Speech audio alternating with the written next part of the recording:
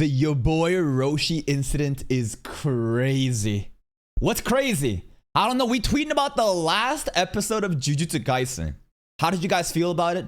I thought it was just a cinematic masterpiece with Goso Satoru, the director who is responsible for season 2 as well as the greatness in season 3, just utilizing his talent and his vision and taking it to the next level. A lot of people are saying there's a lot of creative way of using Blender. I don't know if people are memeing, but there's a lot of like 3D tech that Goso is like trying to utilize into making Jujutsu Kaisen. And I thought that all of the shots that we saw in the intro scene with Yuta and Yuji, all the movements, the action, man, the fucking Naoi versus Choso, it was beautiful, in my opinion.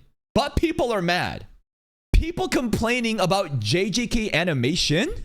Oh, brother, shut that shit up. This group of people always pops up when most people are enjoying things that looks incredible. And who are this group of people?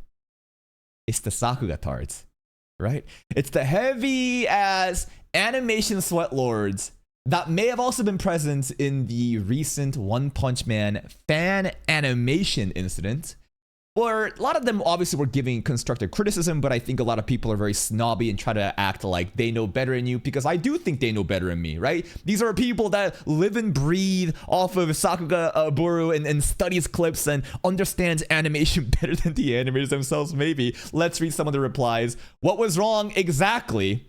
What it needed was less frames and more filters. Holy shit, we're never moving on from the One Punch Man incident. Before we get to the actual JJK stuff, let's just farm this part real quick. Yeah? Click and drag the PNG type beat. We all sliding here, baby. We all sliding here. And the funny part are people like this.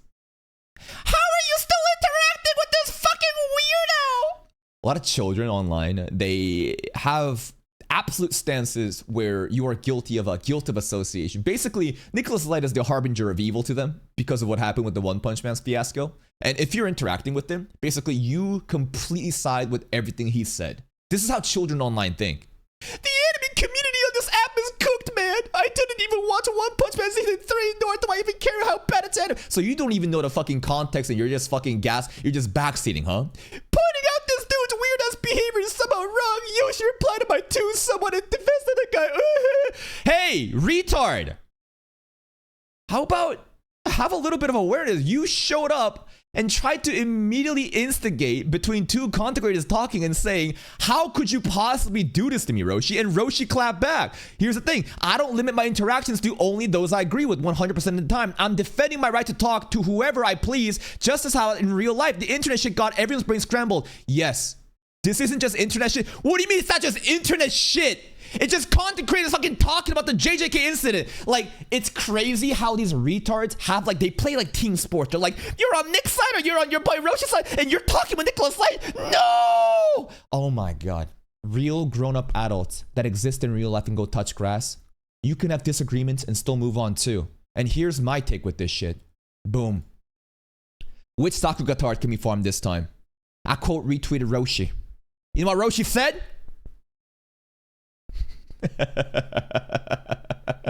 The YaBoyRoshi situation is crazy. The GOAT has acknowledged the Monkey King. The React Messiah is now apparently visible to YaBoyRoshi. He knows. If you guys don't know what we're talking about, it's this video right here. Y'all remember this shit?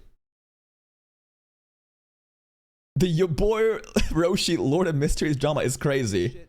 I do, bro. And you know what? Yeah, what? These motherfuckers, they don't want it like me.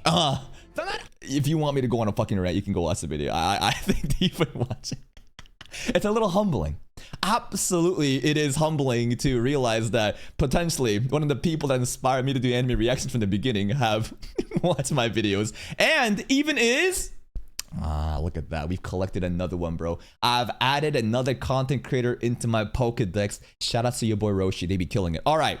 Enough of the fluff. Let's talk about the actual scene. So when looking at what was wrong with this scene, this content creator showed up. There's some people, providing some, just context here and there. But it's this James Hasten guy. I think he replied to my tweet too. Did he delete his tweet actually? I swear to God, he was in my mentions and provided that tweet. It looks like he actually deleted the tweet. This James Hansen guy was in my mentions and mentioned something, but this is like the main issue, right? So this is a specific scene where it is the red tide, right? Like this is the allegory where misogynist Zenin Naoya is about to get drowned in the blood of all the women that he was misogynistic to, portrayed by Choso's blood. That's what some people are saying. Some people are straight up saying, do you guys think that Gege is literally cooking with an allegory using the title Blood as the victims of the women that Naoya has been victimizing, but it's payback? I think that's kind of fucking crazy. Let's read the post. There are many great scenes in JJK and scenes like this. This to me is an eyesore. I know Sakuga Twitter loves this shit or anything Mappa prints. So this isn't for you. Yeah, I think that the nature of Studio Mappa and Jujutsu Kaisen, right? Even if there are flaws here and there, it's so minor or insignificant that most people are just gonna glaze no matter what, right? There's definitely this brand loyalty and recognition, and people are gonna be like, nope, it's gonna be perfect no matter what. I do acknowledge that. I think I do that shit myself too, where I feel peer pressure to be like, yeah, this is peak, even though maybe it wasn't. You enjoy what you enjoy, but to me, this is Mappa case of doing more than needed. This is the COD MLG. Oh, we bring in Call of Duty, bro. We bring in Major League Gaming videos of anime. Overstimulation. An LO's wet dream. Can someone explain to me what an LO is? Remember, I'm just a fucking Sakuga monkey. I'm trying to understand this. But it's an LO's wet dream because they can't blast smudges, smears, and low quality modeling for the sake of it's moving so quick, you don't need to notice or care. Layout? Okay, LO is like, so it's the person that basically is behind constructing this layout scene. And they can just basically get away blasting smudges, smears, and low quality modeling for the sake of it's moving so quick, you don't need to notice or care. So the main argument here stems from laziness, right? Like this scene's concept and design is to make it so dynamic that we can get away with spamming these animation techniques to the point where people will think it's peak, but actually it's lazy. That seems to be like where the core argument is. There are many instances of motion done right, like in One Punch Man Season 1 or Mob Psycho, because it's constant with storyboarding. The camera is having a seizure and the character model is all over the place. It hurt my eyes in the cinema, and even on TV, it didn't seem to help. Yeah, there were a lot of people bringing in extra context of the TV screening as well as the theater screening. Remember, the first episode was double release, but it also was a combination of what? I think like the movie theater, right? They did like a recap of the end of season 2 shit and then season 3 premiere, and apparently this cut was treated much better in theaters compared to the TV one, right? It's this type of Mappa I don't like, but it's Twitter. Anything that's 500 FPS is classed as good. When there's more than frames that make something good, I want to make it clear this is my pet peeve with Mappa and not Jujutsu Kaisen episode as a whole, just occasional moments that are becoming more frequent to them. And you know what? I read this and I tweeted this, right? As an amateur monkey trying to understand Sakuga, I wonder if this is super sweaty criticism or rage bait. I quote retweeted James Hansen. James Hansen, by the way, for just context sake, who is this guy? He has a YouTube channel. He makes a lot of Bleach content. This is a YouTube channel. Like he's not like a random person just talking shit. It seems like he has a sizable community and has made content and has talked about mainly Bleach, but understands animation maybe more than the average person. And in this post right over here, right? James Hansen's replying, here's the part where I said he was in my mentions. I didn't like it. It's really not that deep. There's a lot of sentiment feeling the same, and even directors and Japanese natives responding relatively the same. It's all about preference. It's only blown up because fanboys be fanboys. My gut instinct here is, I think he's valid for that, right? He's acknowledging that this is a subjective opinion, that the entire episode as a whole was not shit. He's nitpicking by providing his subjective experience of how he felt watching the scene, and to be honest, it doesn't feel like rage bait. I think that this is his personal preference, and he is obviously going into the arena where it's sensitive, right? It's a Mappa product, it's Jujutsu Kaisen, it should be celebrated no matter what because it's peak, right? That's the narrative. So to go against that grain is brave, and I'm sure he's getting fucking cooked for it, right? Where is his people, bro? I only saw some Japanese bots. Purposeful ignorance? And here's my take with it, right? Let's look at the video itself. So this is my reaction for that video, that episode. And you know what? It feels so fucking good to be out of the shadow ban we're gonna get Shadowman in a couple days. So I'm just trying to live it up while I have the time, okay? It feels so fucking nice to pop out immediately out of the gates and hit this kind of viewership with Jujutsu Kaisen. I'm so fucking glad that we are able to dominate currently. But let's focus, right? If you just care about some sort of the other stuff, here's some like analytics regarding the impressions, right? Where the viewership is coming from. Remember, most of the viewership is always from browse features and suggested videos, not YouTube search, right? Search is important, but the most important thing is that when you click the home page, do you see my thumbnail? That's the most important thing, right? This is where the bulk of the viewership and the traffic is driven on YouTube. And there's some stuff here. Here's the search engine stuff if you guys care about like how people have found my traffic. Here's the audience breakdown. Great to see, right? 50-50 split. How many times do I focus on how important it is to have more non-subscribed people watching than subscribe, right? This kind of breakdown is great. I wish that there was even more non-subscribed people watching. Age breakdown and location. Now, if you look at the end revenue too, sure. Here's the RPM. It's actually fucking great. $3.76, $3.76 RPM for 1,000 views. It means that people are engaged. They're watching for a long time. Remember, RPM, how much money you make off of a video. Like every 1,000 views, how much dollar you make. So I'm making $3.76 or something, right? And it is a function of how long people watch and also what kind of people are watching, right? If you have a bunch of children from Southeast Asia watching my content, I'm not gonna make a lot of money. Why? Because the purchasing power of the currency in Southeast Asia obviously can't keep up with the United States dollar. The advertisement they're gonna be giving is totally different. Now, if my content was made for a boomer audience, right? Older audience, finance bro content, more in the United States, of course, that demographic is gonna make more money. And then beyond that is how long people watch for, and the engagement graph here is fucking great. The best part of the people, I think this is the Naoya part. Naoya popping off, as well as I think this is the Choso part. And now I'm going to play this part. I know that James Anson has brought up the example here, but obviously I can't play this clip, right? I can't play this clip because I'm going to get copyright. So let's just play this part on the YouTube reaction part and just kind of see how I felt about it. Choso! Yo!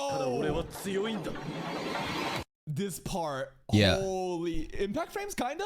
The lighting within the tunnels. I loved it. So fucking sick before the title where the blood shows up. I want you to focus on the soundtrack.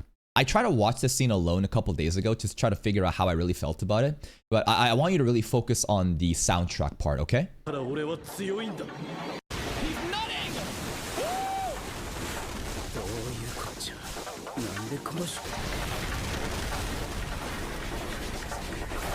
He's so fast though. Yeah, yeah. Narrator, tell me. Tengen-sama.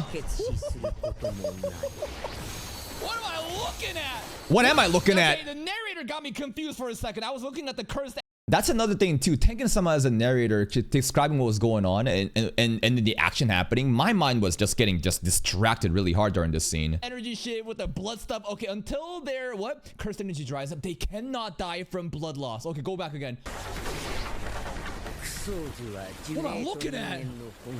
Blades. This. Yeah. Blood blades.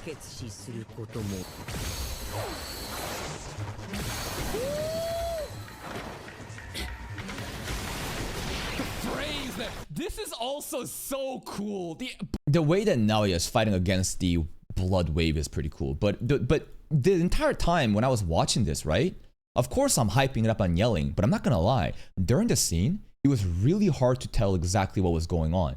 And when I watched this scene alone by myself the other day, I realized that, you know what? I think there's a part of this where the soundtrack, it's so hectic. There's a lot of anxiety and tension building up.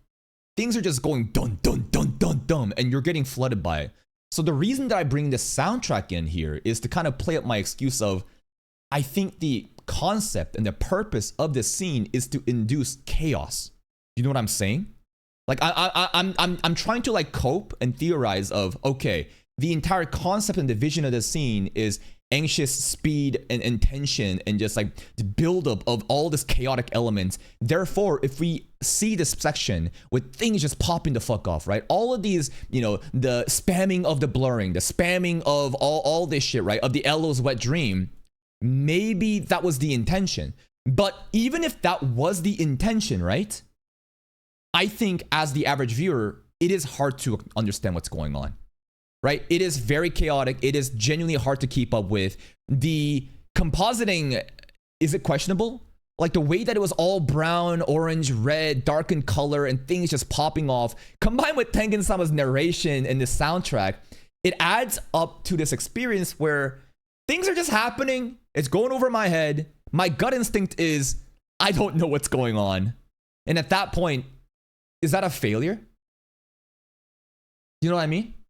If the average retard watching this can't keep up with whatever's going on, and they're confused, is that a failure or is that a skill issue? It's a skill issue.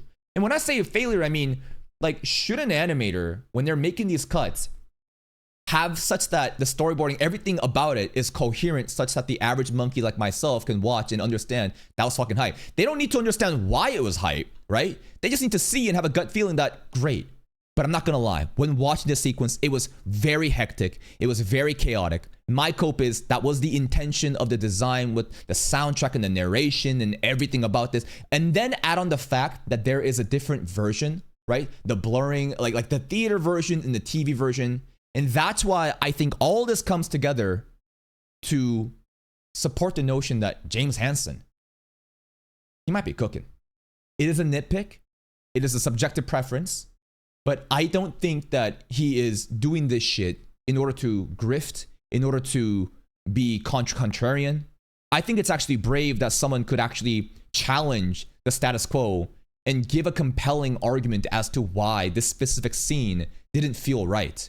You know, and a lot of other people, right, like Watanabe style, right, Keiichiro Watanabe, right, the person that did it, he was also, I think, responsible for the Maki cut in season 3 opening, where Maki's dancing and kind of spinning around as the flames are just like, you know, exploding. And I was like, yo, that looks like the Mahoraga cut from like Shibuya Incident.